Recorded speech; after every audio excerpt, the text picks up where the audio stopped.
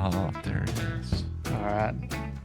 All right. Welcome to another episode of Raising the Wild Ones podcast with your hosts, Dustin and Caleb. We're very excited for our guest today. Fritz Zimmerman is with us, and we're going to talk about his book. We're going to talk about a bunch of other things, including giants in America. So I'll go ahead and turn it over to you, let you introduce yourself, and we can go from there. All right. Well, good evening, both of you and everyone watching, listening this evening. I'm Fritz Zimmerman, and I have been at chasing giants for the last 30 years. I started in 1996, so I'm about 30 years deep into this, and a lot of books. Wrote the Encyclopedia of Ancient Giants in North America, over 900 historical reports of giant skeletons. And so I don't think there's any doubt that Genesis 6:4, when it says there were giants in those days, is true. But most exciting is that those giants that they talked in the Bible were here. The same giants that they talk about in the Bible were here. And I'm going to give you some evidence of that this evening. Oh, sweet. Well, that's awesome to kind of just sit there and think about the idea that the giants were here. And you're talking about like the big burial mounds and stuff like that. Is I guess probably that you're going to talk about that a little later too. But I know I've heard some of those things. Yeah, we're going to talk about the geometric earthworks in the Ohio Valley. And, you know, most of the giants in North America, they actually have been documented in 48 states in my encyclopedia, but the lion's share of them are in the Ohio Valley. And on your screen is Ancient America, the Dark Side. And that is the result of not only my own experiences of going to these burial mound and earthwork sites and paranormal experiences that I encountered, but over the years, people who contacted me who had also had paranormal experiences at burial mound and earthwork sites, and to hear their tales is a confirmation of what they is said in the book of Enoch, where it says of the giants that their spirits shall be earthbound. And so when you go to a burial mound, it's to know that those spirits are still there, that, you know, they didn't move into any kind of heaven or Valhalla, anything else. They are there. And so when you go, they are what my friend L.A. Marzulli would always say is these sites are charged. And they're charged with spirits. What are some things that people are experiencing at these sites? Some of these paranormal things that are happening to them. What are some things that they're witnessing or seeing? Well, I mean, the whole gamut of the paranormal spectrum of shadow people, which I have seen, disembodied voices, which I have heard, um, you know, different, voices in people's homes, UFOs being associated with the burial mounds.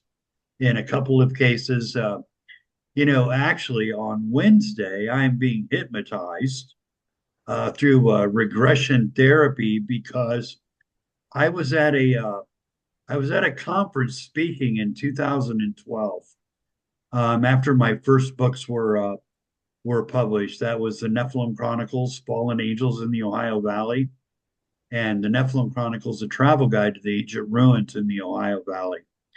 And when I was at this conference, I went to a site with the owner who she had something called the Vortex Woods, where there was all this paranormal activity happening, and wanted me to go to these woods because they said there were burial mounds there, which I did. And in fact, there were two burial mounds And then that night they had the Vortex tour, like 40 people, and there was a reporter from the Milwaukee Herald, I think it was. And when we were there, we had gone through and we finally got to the end of these woods into a clearing, and this bright light shoots across the sky, much bigger than like a shooting star or anything, like 100 times bigger. This giant orange orb that stopped above us, and it pulsated this orange and kind of red color for, I don't know, about 20, 30 seconds, and it slowly dissipated to nothing, just leaving the black sky of rural Wisconsin on that clear night. And it wasn't half a minute later that another one came streaking across the sky and did the exact same thing. That slowly dissipated. What was interesting is that Stanton Friedman was there at this conference, and I think it's Stephen Schmidt, who has written extensively on Area 51. And so went back, telling them all about it, what an opportunity, them being UFO guys, Mm-hmm. that they had missed out on.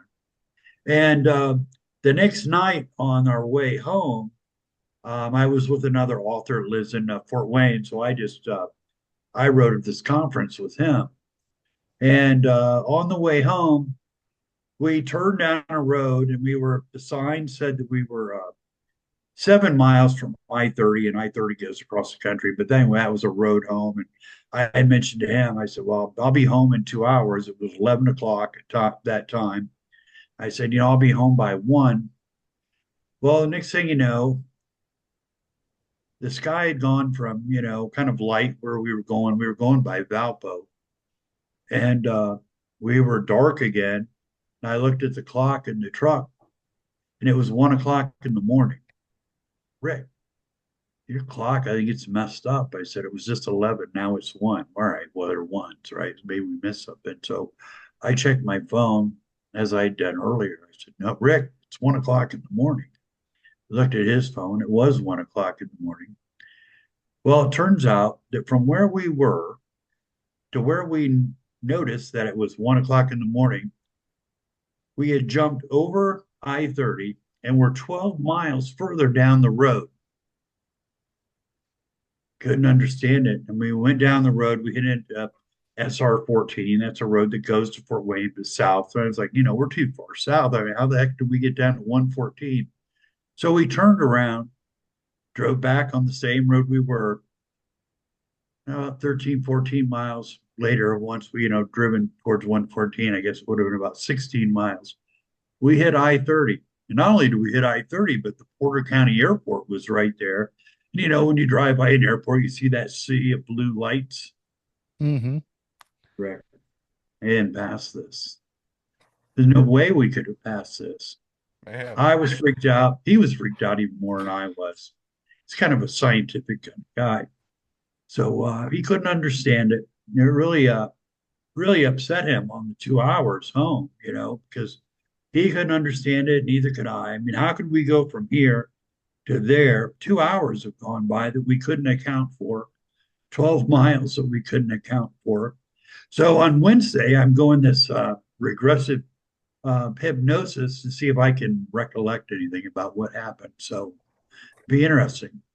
Man, Well, that's one way to start us off right there, my friend. yeah.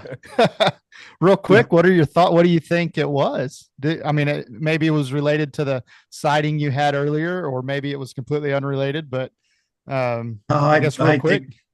Well, I mean, that's an awful strange coincidence that we had those two UFOs, and then the next night we have this lost time and lost distance, or space, or what happened. So I don't know. I've never been able to explain it. Personally, I was lucky that there was somebody else in the car. For sure. They experienced the same thing. And I was doing a podcast with a guy in I forget what his name was. He's out of Los Angeles, but he was saying, you should do regressive hypnosis. It's like maybe maybe you do have a memory of it. So I've been chewing on that for a couple months, and I looked, and we had somebody here in my city that does it. So I made an appointment, and that's going to happen on Wednesday. Man, well, give it a shot. I mean, you could always just kind of see what happens. I've heard of the regressive hypnosis to try to unlock memories that maybe have been pushed back or something like that. I've heard of that before, and man, Right. And when we're done, and if I'm under, she might give me a trigger word where if I hear it, I'll start clucking like a chicken. Hopefully that doesn't happen. Once I'm under, like you can do whatever she wants, but yeah, hopefully she's ethical and just yeah. wants to get my let me tell my story, or if I can remember what happened. So if I one don't of know. your if one of your buddies are listening, they need to slip her a 20. That way, then she could do that without you knowing. Yeah. Well, Well, awesome. Well, man, that's a good way to kind of start us off here, and but kind of to bring us back into your topic. Uh, your so the first whole experience was all at one of these mounds, right? Is that kind of how it all started, and kind of these spiritual, and paranormal activities around these mounds, correct? well, I started looking for mounds, back in 1996, and I went to 700 mountain earthwork sites. It was 12 years of doing this. So in my travel guide, I have 222 that you can still go to today. Um, if you went online and tried to do the same trip that I'm giving you, 222, you're going to maybe go to 30, 35. So if you want to come to the Midwest and look at mountains, you can go online and look at 35, or you can get my book and go to 200. Man, So it was very extensive. And, from the get go, there was always something, I don't want to say paranormal, but there was something charged at the sites. There was something different. It's really hard to put your finger on it. So back then, I really wasn't putting paranormal on it. But, in hindsight, that's exactly what it was. That, it was spirits that we were dealing with when we were going to these sites. So something has always been there. But it wasn't until, this is my 11th book. So this one just came out in November. hmm, And so this is just many years experience, and stories and people that I interviewed. And it's interesting. It's getting really good reviews. Um and so what we're going to talk about tonight is in there also, and that's um is I've had this theory. I mean, it came out with this theory in 2010 with the Nephilim Chronicles, Fallen Angels in the Ohio Valley, that the people who built the geometric earthworks in the Ohio Valley were none other than the Amorites. The Amorites are talked about extensively throughout Deuteronomy in the Bible and other chapters, and they were the accounted giants in the Bible, but they were a real people, a real tribe. They actually controlled Babylon from 2000 BC to 1600 BC, and they were noted for their mathematics. Now, they have found Amorite tablets or Babylonian tablets from this time period where, this is like, kind of like a chalkboard, but they were using clay tablets.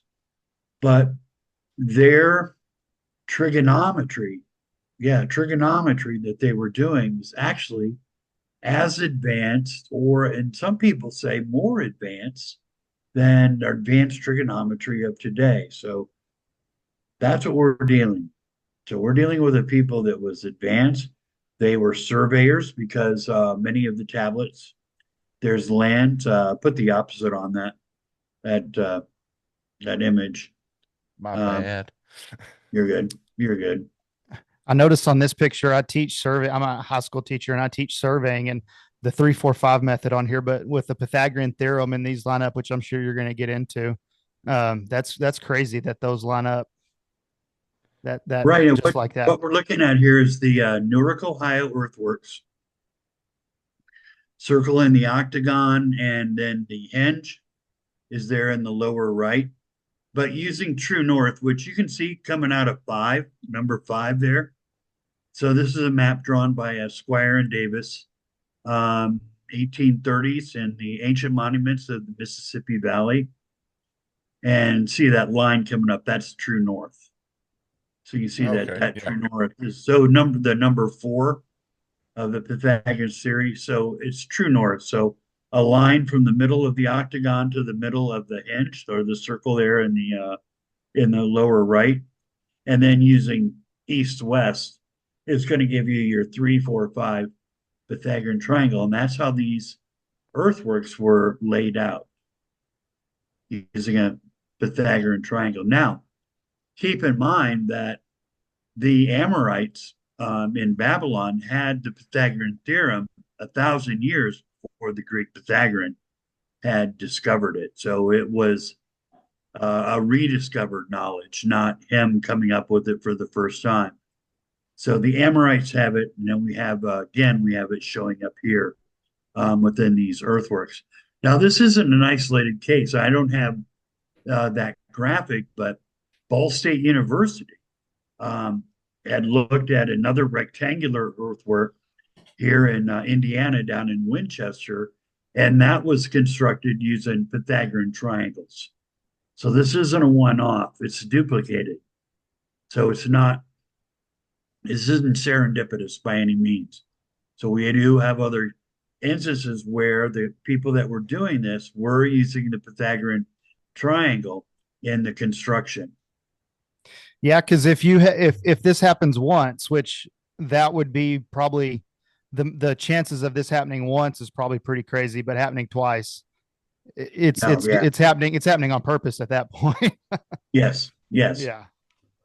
So a question like these, like the hinge on the bottom right there, what would these structures? What do you think they would have been used for?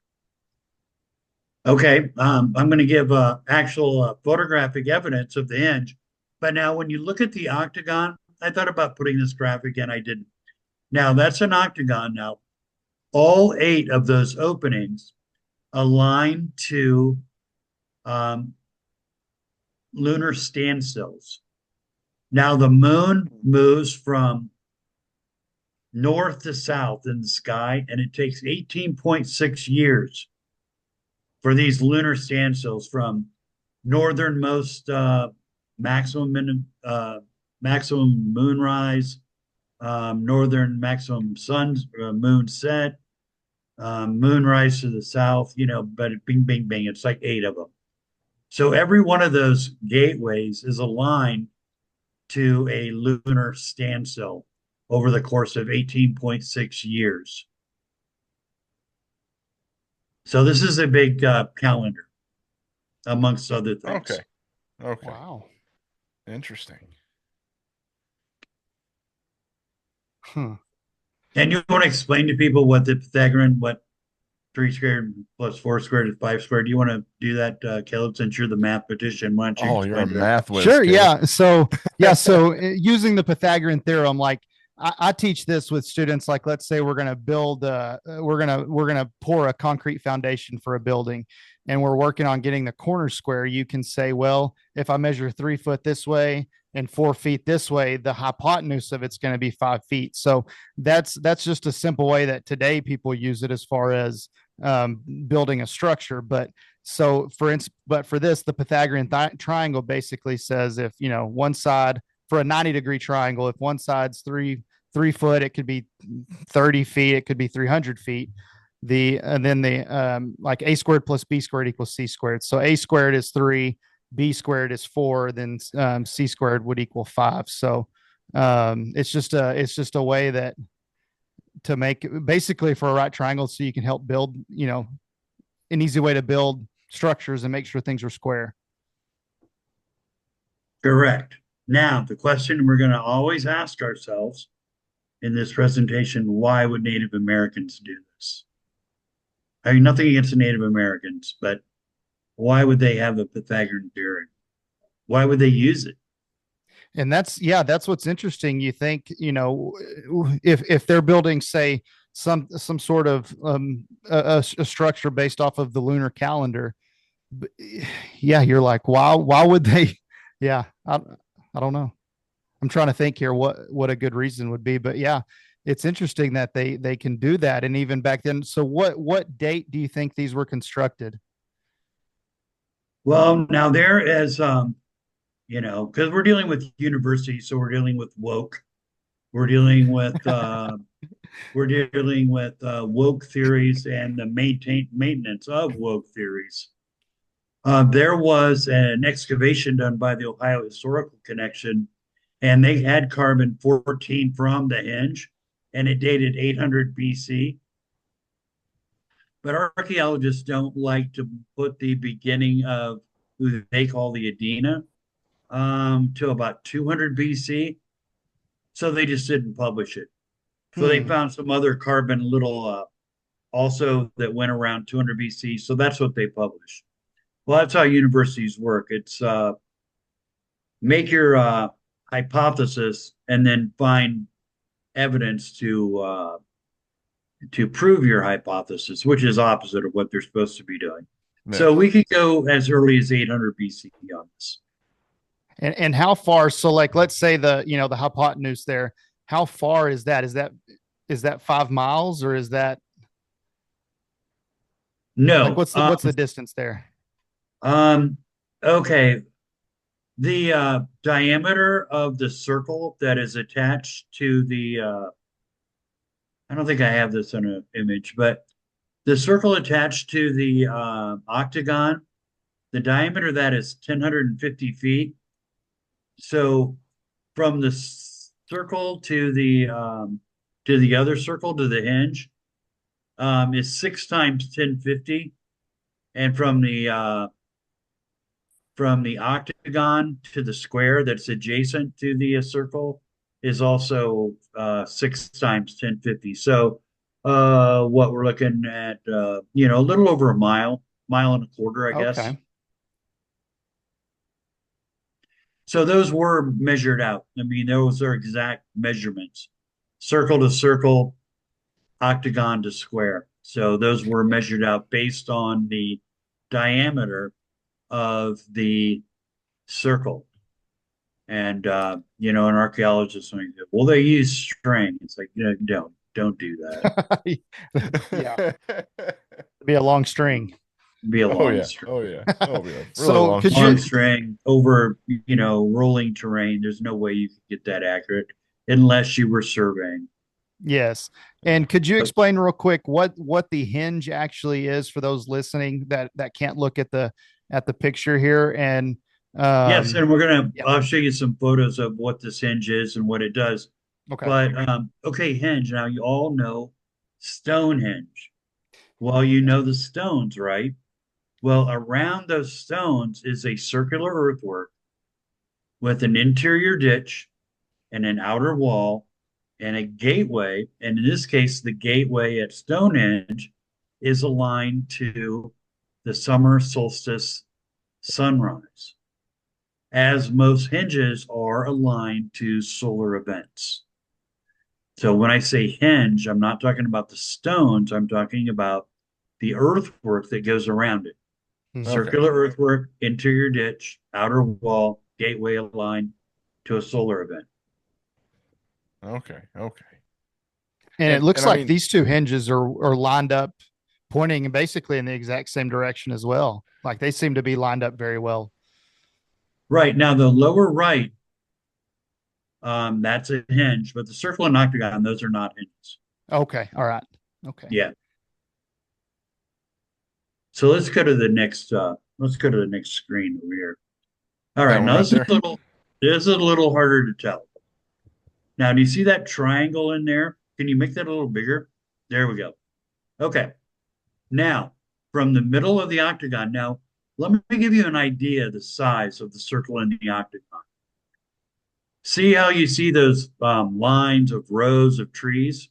What you're looking at within the circle and octagon is a regulation golf course. The regulation golf course is all within the walls of the circle and the octagon. There's not holes Okay. outside of it. They are all contained within the circle and the octagon. To give you an idea of the size of this. But from the center of that octagon, it was a little hard to make out in this picture, to the middle of the hinge, which is there to the right. You see where it comes down, see that circle, that's the hinge. Now, the highest point of ground in that area is called Geller Hill. And so those from the circle and octagon, that apex of the triangle, that's Geller Hill. There's burial mounds there. And there's some crazy paranormal stuff that happens up there. I've been with Newark Paranormal, and yeah, it's nuts. But from the octagon, middle of the octagon to Geller Hill, and from the middle of the hinge to Geller Hill is 7,130 feet, both of them identical. So that makes this a perfect isosceles triangle. Huh. And also, it means that Geller Hill was actually the axis mundi of the site, meaning from Geller Hill, everything was planned out. So it begins with the triangle, three. And the triangle, what that means, like, the pyramids, it's a rejuvenation of life, and three, and what three means in the Bible. And but again, what we're talking about here is survey. And then to have, you don't have an isosceles triangle. It's not by chance, not when we're dealing with 7,130 feet. So this was, deliberate, on purpose, using surveying. And then that was the beginning of laying this whole complex out. I mean, my question I would kind of want to ask here is what did they use to survey? Like, how do you think they surveyed it out? Because it almost looks like you need to get like this aerial view to really be able to see it. Well, Or well, well, now here's the thing though. See, the circle and the octagon, when you're at ground level, I mean, yeah, you can see a gateway. Every one of the gateways to the octagon, there's a mound right there in the gate. You can make that out, but when you're building this, I mean, how do you check your work? Because it's really only visible from the air. Mm-hmm. And the circle, and then there's parallels to connect the circle to the octagon. I mean, there's parts of you can make out, but imagine looking across a golf course at a 8-9 foot wall on the other side. It's really, I mean, you just can't dead reckon this on site. yeah, The only way all this was built was surveying. And I don't know how the Babylonian Amorites were surveying, but they were doing it. And we have tablets with them doing it because people were purchasing land. And when you purchase land, somebody has to come out and survey it. So you have exactly know where your land starts and where your land ends. And somebody else buys a property where theirs does. So we know that they were expert surveyors. And now we come over here and we have expert surveyors, not only in the construction of the octagon, these large geometric earthworks, but here at Newark, in just the spacing of the Pythagorean triangle. And in this case, we have the isosceles triangle. So both of these last screens are serious surveying yeah. skills.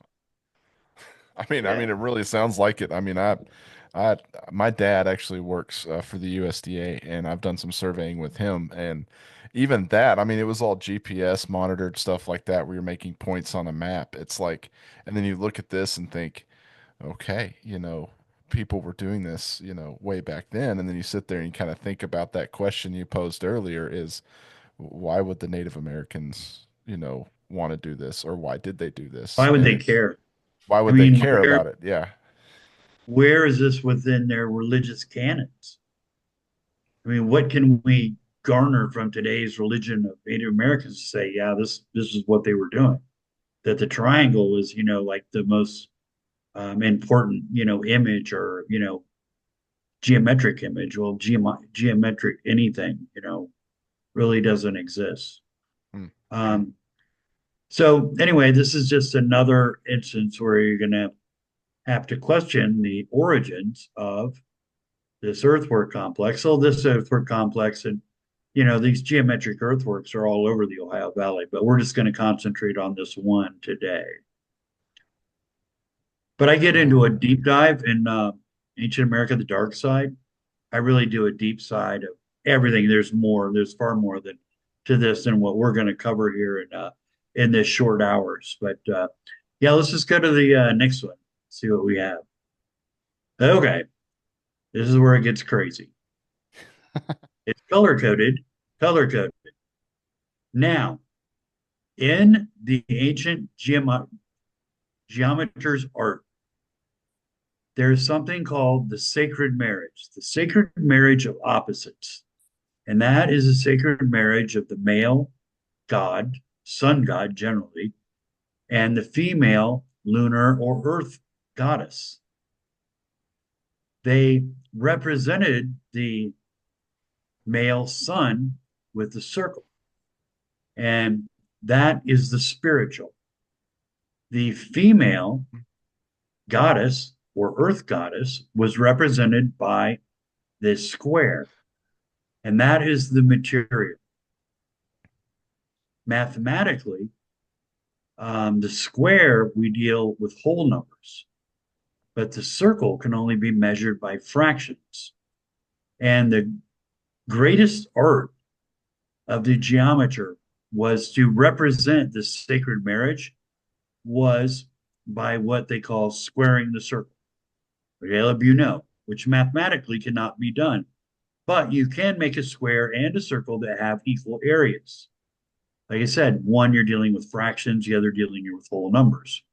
The square is whole, circle is not. Spiritual and the material. The square is the material mother, and the circle is the spiritual sun god. Mm. So now let's go red to red. We have the red circle attached to the octagon, and then opposite of the hinge, which is the lower right. We have better pictures of that coming up. The area of the circle attached to the octagon is equal to that of the square opposite of the hinge, the red to red. So circle and square, equal areas, representing the sacred marriage of opposites. Now, if you place a square within the octagon, now we're at the green, the area of the square within the hinge is equal to the area of the hinge. Oh man. Circle and square. So we're going to move from the material square to the circle, the spiritual. So these are it's kind of different because the red and thing are not put together; they're made opposite. Now, there's two things: you could either square a circle, or if the perimeter of a square equaled the circumference of a circle, that as well would be considered joining those two earthworks spiritually. So the green circle, and then opposite that, you see the gateways in the lower right. See how the gateways are moving towards the red square? Mm-hmm. Well, the circumference of the circle, that's the hinge, is 3,700 feet. Each side of the adjacent square, each side is 925 feet. Times 4 is 3,700 feet. So the circumference of the circle equals the sum total of the sides of the square, making them geometrically a sacred marriage of opposites. And now see how the energy, how the gateway is moving from the square to the circle, moving from the material into the spiritual. So there would have been Wow. some sort of movement from one to the other. And you can see like how they're attached, moving to the square. You can make your way back over to the octagon. So see how the energy of these are moving back and forth through these gateway or these earth berms. So that would have them moving through. So that's a little of the mathematics, but this is ancient. This is an ancient art. This is old world religion. You would probably more be familiar sacred marriage of the yin yang, of that perfect balance of powers. So this is really a manifestation of that. That's what we call it today. Back then, they would have called it the sacred marriage of opposites, the holy union. So there's this is in the ancient world very, very significant, and one of the few places in the world where it's just so obvious of what they were doing. So again, what we have to know how to figure out the circumference of a circle. Again, don't tell me with strings, which some archaeologists will say, no, it's pi r squared. Isn't that right, Caleb? Pi r squared? For that's for the area. For circumference, you would do pi times diameter for the circumference. Okay. So you're gonna have to do that. So we're dealing with advanced mathematics. But again, you would have to know pi for sure. Yeah. Yeah, you have to know pi. Yeah. So now we Gosh. have surveying skills, and we have surveying skills. We know Pythagoras theorem, and they knew pi. Now, what Native American tribe is this? Or is it not Native Americans? And this is the Amorites, who we know had advanced mathematics, and we know they had surveying skills, and we have in the Ohio Valley right here. Now, before anybody wants to get race, and this is racist, or whatever it is, definitely go into a deep dive in this in Ancient America, the Dark Side too. What we're dealing with is not a race. What we're dealing with these Amorites is a completely different species of man. In the ancient giants, I have a division in there of Neanderthal hybrids. A lot of these skeletons that they find in the Ohio Valley and elsewhere were noted for having a protruding brow ridge,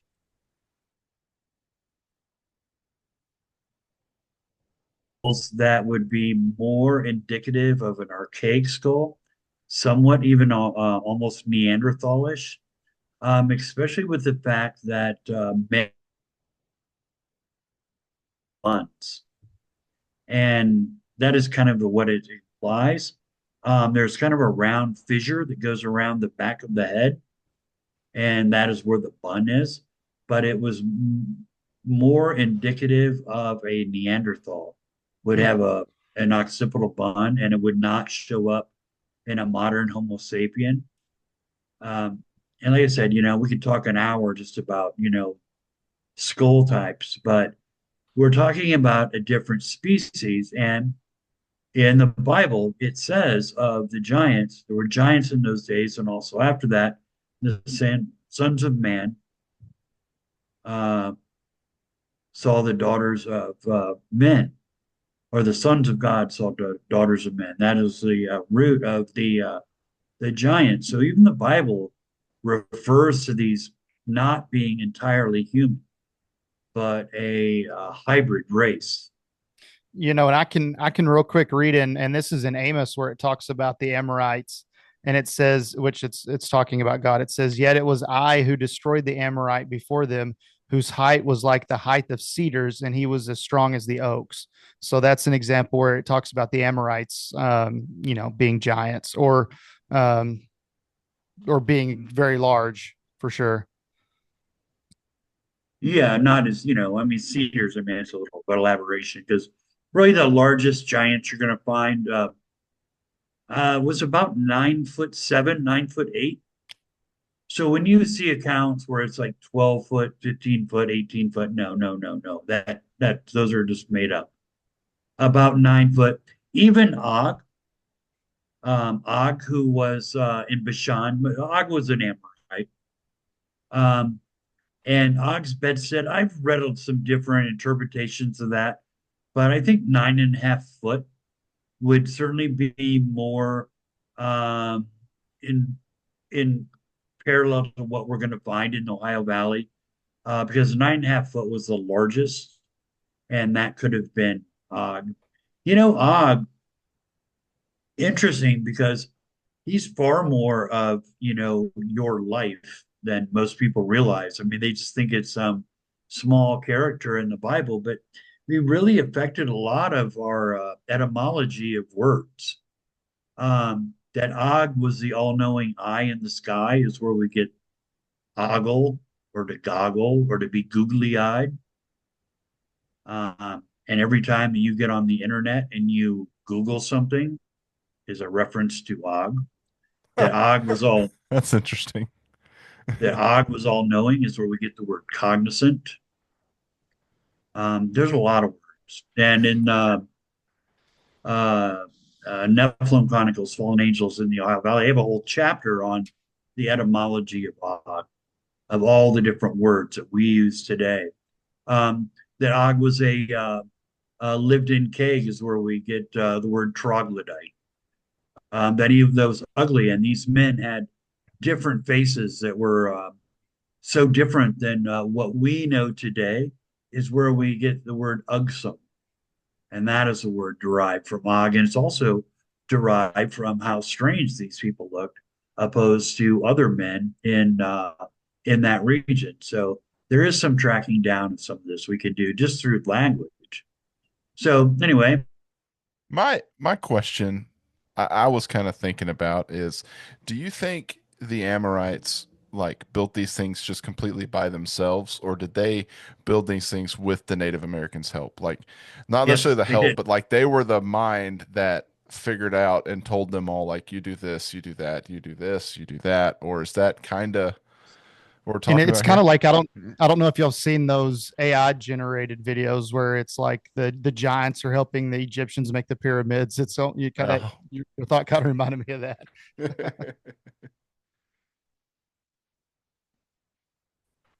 Oh So yeah. The Dakota Sioux were down here, and they were heavily involved in all of this. Um, so the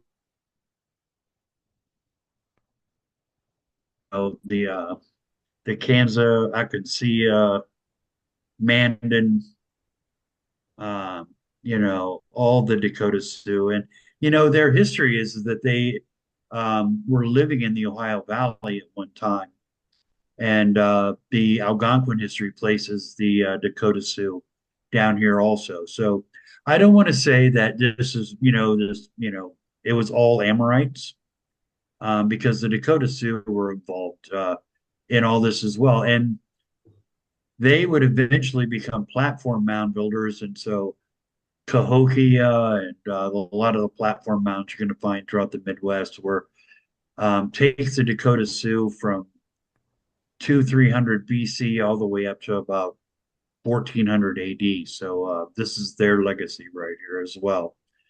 So they incorporated this into their religion. But yes, they were guided by the Amorites, who Mm, were here in okay, okay. numbers. They were here in numbers, but the Dakota Sioux were right there with them, and this is much their history as anybody's. And I guess one question real quick we can touch on is how would the Amorites how do you think the Amorites got from say Canaan to the Americas? Well, That could that's be a an big interesting question. question because it's surprising that archaeologists can believe that Neanderthals somehow found their way to Australia, Hmm. but they don't think that a people who was new pi square root could navigate, and especially across the northern tier of coming out of North England and through Scotland and through all the islands there, and then over into Iceland, which isn't that far, and then from Iceland to Greenland, and from Greenland down into Labrador. Not that big of a deal. Now they Yeah. came here for the copper, and Yeah. Isle St. Royal. There's 500,000 tons of copper that are missing that were mined from Isle St. Royal. And one archaeologist said it would have taken 10,000 men 1,000 years to mine all that copper.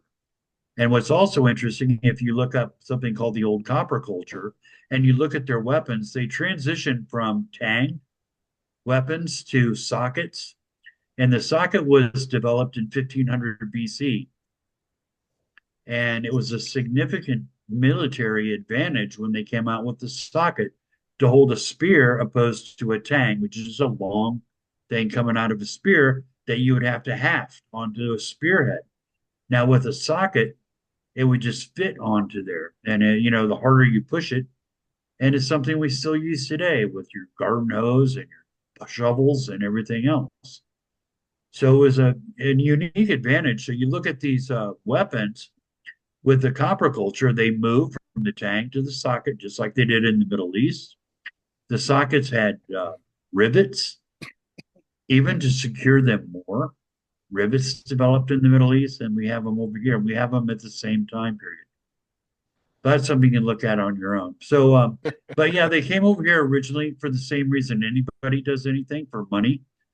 This is in the middle of the Middle Bronze Age. And so, what do you need for bronze? You need copper. And one of the greatest deposits is right here in North America at Isle St. Royal. So, they were coming here to get that. We have 50,000 tons of copper that is missing. There is no account for. Where did it go? Where could it have gone? Hmm. Couldn't have gone to anywhere else but here because, according to the archaeologists, no one else was here, right? Yeah. So it's just in a cave. It's all hidden somewhere. Maybe they buried it. No, it all went over to the Middle East. This was the weapons that were, you had the Hittite armies, you had the Egyptian armies, you had the Hebrews. Very likely that the spears that um, Moses was carrying was that of Michigan copper. I mean, Wow. that's really wild to think about it. So they were possibly mining, or they were mining copper here and then shipping it back. And so they had a trade route in essence Yes, established to go back right, and and that's forth. what brings them here. Probably around 2500 BC, and then that went on for about 1,000 years, which is kind of matches up. It was 10,000 men, 1,000 years that were mining that to mine all that copper out of there. So, well, let's go to the next slide. All right, we just talked about this before. I just wanted to show you how everything was measured out. 6 times 1050. 1050 is the diameter of the circle attached to the octagon. And so, it's just, everything's measured out. So nothing's haphazard. It's all measured out correctly. Now, there's another map I have, but from the octagon to the square upper, that is also lining up with like a maximum moon set. And it's another map I have. But anyway, it was had like a dual purpose from the octagon to that square. So it was also acting as a lunar alignment. So we have square and square, lunar and lunar, Earth Mother and Earth Mother. So I don't want to stay on this one very long. I just wanted to point out that how mathematics was going on this. Okay. Now, what we're looking at here is now this is the hinge Hmm. and follow the sun straight through. Now, that building you see, that is the museum that the Ohio Historical Society put in the gateway. Now, this is May 1. This is Beltane. On each side of the gateway, you see the ditch coming out. And I wish we had a better picture of the hinge so you can kind of see it. Then it would kind of give you more of a perspective of where we're launched in here of showing you. But so follow the sun straight through into that building. That's the gateway. And then that's the gateway of the hinge. Just like Stonehenge, aligned to solar events, this is aligned to May 1. We can track the history of Beltane that is more associated with the Celts, but the Celts got it from an earlier people that were in that region. They were also Amorites. Stonehenge has its roots with the Amorites. The Hinges in Ohio or in England have their origins with the Amorites. Um, but Beltane, May 1, also has its origin in the ancient Levant and with the Amorites. That's where it originated. Actually, the word Beltane is a reference to Baal. We all know Baal from the Ooh, Bible. Mm-hmm. ooh. That was the god of the Canaanites. And the Canaanites and the Amorites are basically the same people. So whenever they say Canaanite in the Bible, put a slash Amorite next to that. But Canaanites and Amorites were in fact the same people. The Amorites were more sea people, the Canaanites were more inland. Um, but in the biblical lands around the Jordan River where the Amorites lived is full of stone circles. There's been things that look like Stonehenge was there at one time. But many of your megalithic era things are, to be found there in those biblical lands. So anyway, this is the hinge and it's aligned to Beltane. Beltane, May 1, is not a date, which is called a cross quarter day, because it's not equinox or it's not a solstice, it's a cross quarter. It's between those two. But this has its origins. This is what you would find mainly in England. These alignments, you would find May 1 alignments throughout England and Ireland, more so in England. But again, having its origin over in the ancient Levant, it shows up in England, it shows up here, really nowhere else in the world. Man. So while this one's a little hard to take, now the opposite, solar opposite of Beltane, now Beltane was considered to the Celts was the first day of summer. And then the solar opposite of that is October 31st. So this is the day, May 1, that veil between the living and the dead was very thin. So that was kind of communing with the dead at an earthwork like this. But then more so October 31st. And of course, we all are aware of Halloween and what that means. And Halloween also has its origin with the Amorites. So while May 1 has that, the next slide is going to show it a little bit better because this is the October 31st alignment. And like that. Okay. Now we got a better sense of the hinge. Okay. Mm-hmm. Now you're looking at the gateway. These two gateways come out, but there's the gateway to Earth, and you see the interior ditch that moves around. And now we're looking at sunset on October 31. There is no doubt of that Oh, alignment. I mean that's just wild to think about with the two different alignments, and even kind of just setting up the whole idea of the math and just the thought and the prowess of following the sun and studying the stars that goes into even just building something like this and just setting it all up. I mean, it's just, I mean to me, it's kind of just mind-boggling looking at So that. you can read about the Bible, or you can go to Ohio and you can live it. You can go it. You can walk in it. This is Bible right here. These are people in the Bible built this. And they showed you they built it. They showed you with mathematics. So in the future, there would be no doubt. They didn't put this stuff, they put this math, this surveying there for a reason. Look what we can do. Look what we know.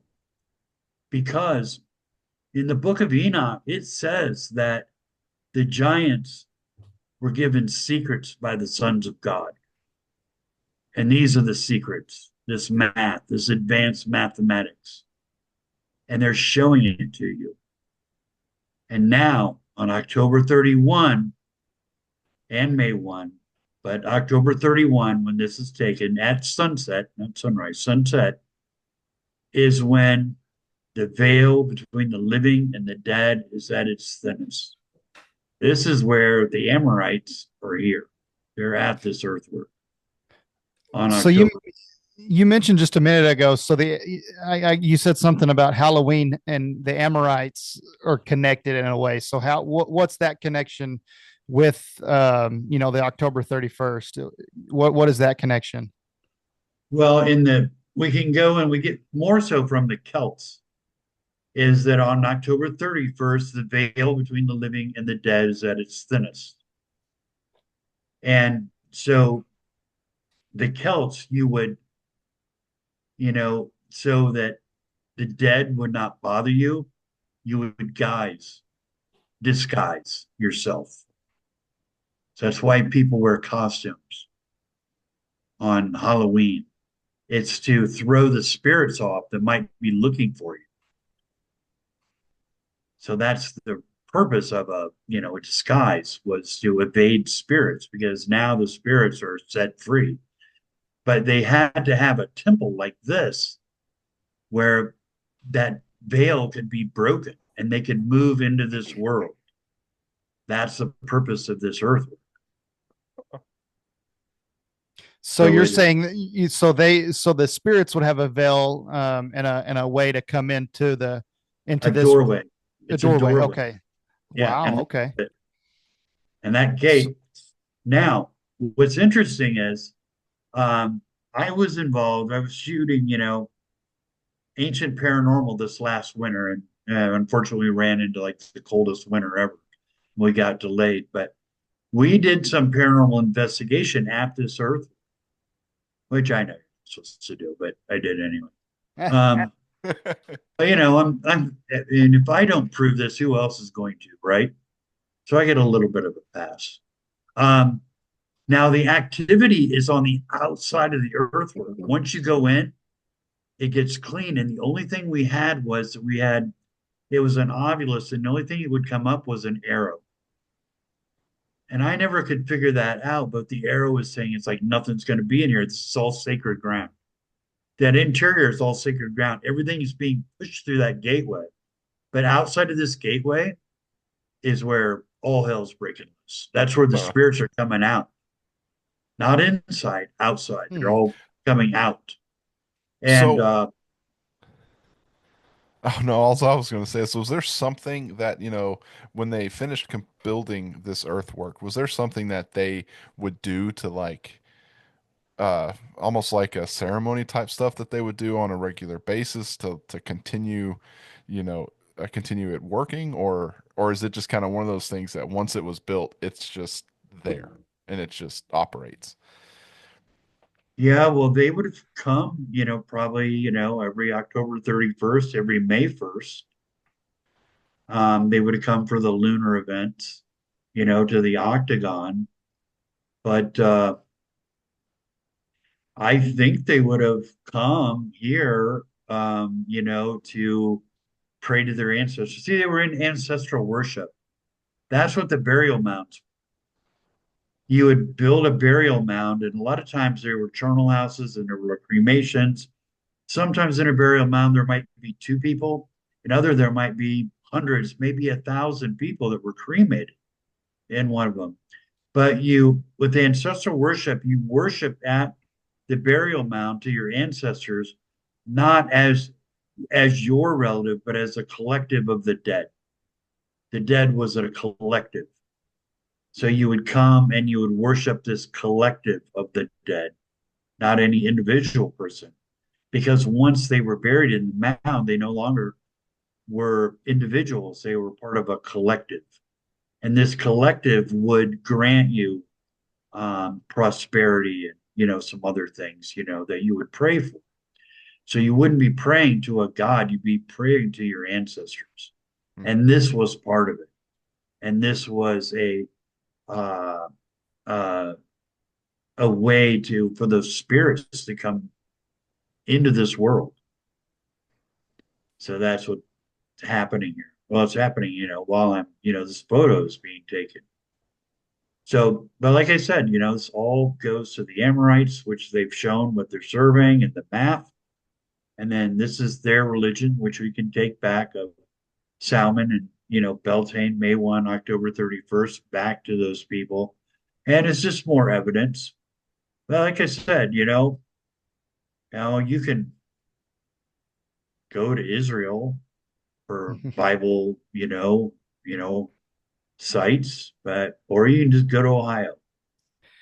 Hey, And real Caleb. quick, I wanted to ask what are the sizes of some of these bones that have been found in some of these mounds? And I know that, of course, you've talked a little bit earlier about kind of what they are like and what the different bones are like. What are some of the sizes of things that have been found at these places?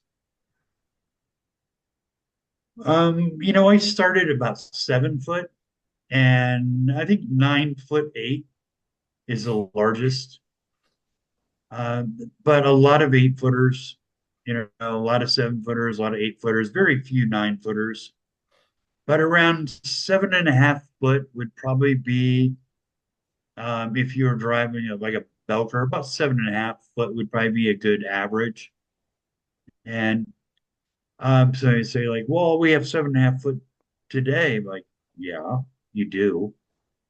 But I live in a town of 250,000 people. There's never been anybody 7.5 foot born in this town ever. No, yeah. Yeah. Oh yeah. Oh yeah. And like, well, there's 7.5 footer, and the NBA. It's like, yeah, they come from all over the world to get those players.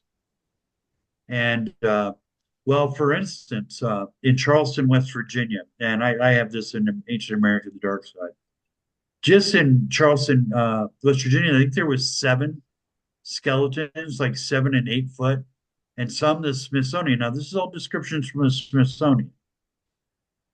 They measured the skeletons, and they would say very large, extremely large, is how that they would describe these. And these are all within one city. And like in 5 or 6 mounds, they all had giants. So we're talking about one city that had all of these in there. So they're all concentrated. Now, I'm saying I live in a town of 250,000 people, and in the history of this town that goes back 200 years, not one person has been 7.5 foot. So what are the odds? Unless this was a race of giants, that here you had in Charleston, I can tell you there's more people living in Charleston now than there was, 2,500 years ago. And I can tell you that in Charleston, West Virginia, no one's ever been 7.5 foot coming out of that town, Man. probably. And I looked it up. Like one of the tallest basketball players ever from Romania was 7 feet 7 inches. So that kind of gives you an idea of like some of the tallest basketball players. It says there was one who grew to 8 feet after he was done playing basketball, but eventually grew to 8 feet. So it doesn't happen very often, like you said. No, And no. I've got plenty of 8 footers in the Encyclopedia of Ancient Giants in North America. Plenty 8 footers, a lot of 7 footers, probably more 7.5 footers than anything. But then, a lot of 8 footers, then we'll go right up to 9 foot. So 900 accounts. Um, if I I, was to if I was to chronicle every large person on Earth today in the last 100 years, how many people would I have in my book? 50, 30, maybe 30, 40. And I have 900. So what's up with that? so If I you don't guess when believe that I there guess one of were my giants in the earth in those days. yeah, Yeah. I guess Oh one yeah. of my last questions are why can't we go see these bones? Oh, you can. You can. Where at? Oh, this is in Newark, Ohio. This is all public Really? land. Yeah. That's all public. You can go to the Circle and Octagon. You can go and see this. Yeah, it's all public. Well, In it's my so what travel about guide, the there's bones? now the bones. That's another Yeah. thing Yeah. entirely. Yeah. Well, see, there used to be in Ancient America, the Dark Side. I actually have a 7 foot 6 skeleton that was on display at the Grave Creek Mound, which is the largest burial mound in the Ohio Valley at 70 foot. But there was a 7 foot 6 skeleton on display, and I have I have a photograph of that, and it has an archaic type skull. But it was on display in that museum. And now, if you go to the Grave Creek Museum, when you first enter the door, there is a sign. There is no such thing as giants. Huh. It's a bunch of Mm. silly Photoshop pictures of one where they have a skull and a wheelbarrow, which is ridiculous. Of course, it's not that big, um, which is so ridiculous because that museum closed, I think, in late 1970s. So 50 years ago, they had one on display, and now, because of woke, the wokeness, now it's like no, giants never existed. It's like you had a giant in your museum. Now I don't know where that giant is. I'd like to find out what happened to it. I'm going to say it's still there, and they just don't want anybody to know about it. But I do have a photo of it that I got from a guy who had gone to the museum. Not only that, he actually had notes from the man Del Nora that ran the museum, and he had like a drawing on there. It's large skeleton, and showing where they were displaying it. But I have an actual photo of the skeleton in the case, and that's in the book shown right there. So Man. everything that we've talked about today, even though I have books on the whole subject with the Nephilim Chronicles and the encyclopedia for 14.99, everything we've talked about tonight, I did a lot more of a deep dive in the book shown on the screen. Well, awesome. Well, thank you so much for just sitting down with us and let us just ask you questions as we're trying to kind of figure this out. Where can people get in contact with you, and where can they buy your books? You could talk a couple seconds about that as we kind of close out here. Yeah, well, the books are on Amazon. This book here is 14.95. The Encyclopedia of Ancient Giants. If you want to read more about what kind of I call like a Neanderthal hybrid of these skeletons, and just to know that they were not a race but a different species of man, and to know that what the Bible says is true, and it'll prove that it's true in that this was a hybrid race. Hmm. And so it's not lying about that. And so let that be an affirmation, if you would. And then like I said, I do that whole thing about this being a different species in this book right here. So start out with ancient America, and then if you want to know more about numerology and sacred geometry and the Nephilim Chronicles, fallen angels, and the encyclopedia, I get more into that. And if you want to come to Ohio, or if you just want to be an armchair archaeologist and visit the sites in the comfort of your chair, get the Nephilim Chronicles, a travel guide to the ancient ruins to the Ohio Valley, and I have photographs and histories and directions to 222 sites. So a lot of the giants that I talk about, those mounds are still there. Directions to Newark and some of the other geometric earthworks in Ohio Valley that are still accessible today. Those are all in there. And knowing too that all the address restricted mounds are included in Ohio. If you want to go to Ohio to see the mounds and you go online for your trip, they're going to take you to 25 mound sites. If you buy my book, I will take you to 70. So I say if you go online on a trip to Ohio, for every site you see, you'll pass by two, Huh. because they have sites they're huge mounds. They're size of 3-story homes, and they're address restricted. They're address restricted from you because academia thinks you, the American people, are a bunch of idiots. That if you were given the knowledge of where these burial mounds were, you would have no other choice but to destroy them, when in fact they're the ones destroying.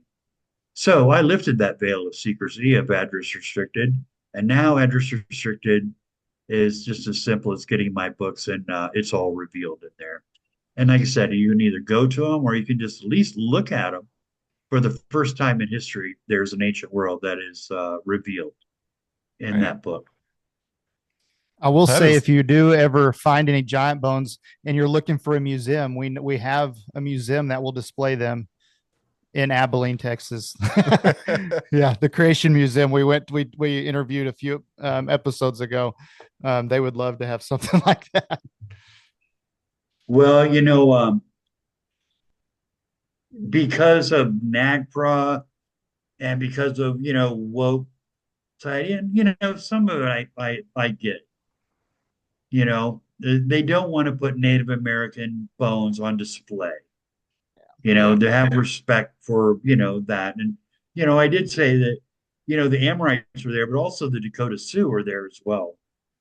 So, yeah, it's kind of a fun, I mean, it would be cool to do. Now, L.A. Marzulli is supposedly coming out with some DNA on some of these Wow. skeletons. Many of the skeletal types in the Ohio Valley are also found in South America as well. Hmm. And he came out with some DNA. Now he's coming out with some others. He referred me to Debbie. He was supposed to send me that a couple of weeks ago, but I think that's coming out maybe in his next film. So I don't want to blow it for him, but I think it's going to be pretty much what we just talked about. And we're going to find that the lineage of this DNA is going to trace right back to the ancient Levant. Man. And with that, I know you find it hard to believe that you can go and look at what biblical people did here in the U.S., but you can. And I mean, we just touched on it here. I mean, that is just flat awesome. Caleb, we need to go to Ohio, and I think this summer that's where we're gonna go. That'd be real awesome to go stand and look at these spots. Well, thank you so much, Fritz, for meeting with us and talk to us about this. We'd love to have you again at some point just to continue this conversation because see. All right. Just like the way most of these end is now I have like 40 other questions that I wish I could just ask and we could talk for the next 4 hours on. But I've really enjoyed it and I hope you have as well. Well, get a couple of my books and look into it and discuss it. Oh yeah. We discuss. I mean, I'll get into my theories on everything, but look at geometry. Get the Nephilim Chronicles, Fallen Angels. Look at the numerology of gematria that also shows up in the Bible, and it shows up in these burial mounds. Why are there hinges that are 666 feet in circumference? Yeah. Why are there gateways that are 33 feet? Why are the gateways of the hinges always 33 feet? Can you think of something else that's a gateway that has the number 33 attached to it? Yeah. You're just dropping them. You're dropping them, man. And now I'm writing down more questions. It's deep. It's really deep. Oh yeah, it is. Yeah, there's if you read all my books, there will be no doubt of what you're looking at. And the Bible is just as close as Ohio. Man, that's a good one. That's a good spot to end it right there. The Bible is just as close as Ohio. So thank you so much for talking to us, my friend. All right, guys. It's a good talking to you. Have a good night. Yes, sir. You too.